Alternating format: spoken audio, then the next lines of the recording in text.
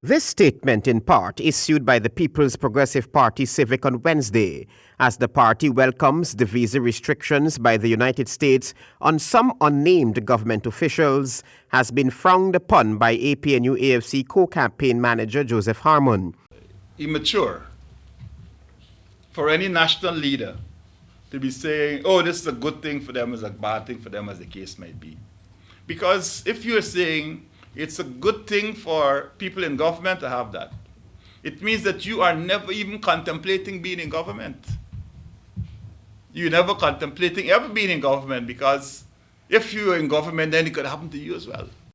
In fact, U.S. Ambassador to Guyana Sarah Ann Lynch, during a virtual press conference on Thursday, pointed out that visa restrictions on Guyana officials have taken effect, but the embassy is not in the business of providing information on those affected. The ambassador noted that those affected by visa restrictions will know their status when they attempt to travel to the U.S. The opposition leader will know that there are several ministers at the time of his administration against whom sanctions were given, against whom visas were revoked. And he's well aware of that. He himself, in fact, his presidential candidate, is still unable to travel to Canada.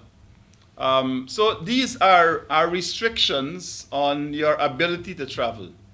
And we do not blow a trumpet when that happens to anybody. Mr. Harmon cautioned Mr. Jagdeo about naming persons who the PPP thinks have been affected by the visa restrictions. I tend sometimes not to follow up all these statements made by the leader of the opposition, because sometimes I believe it is how he wakes up one morning, how he feels the other night. And so these statements should be made. But I think as a national leader, if you sit and you read, you cogitate over things, you would recognize that there are some statements when you're at a national level you have to be careful about. Travis Chase, HGP Nightly News.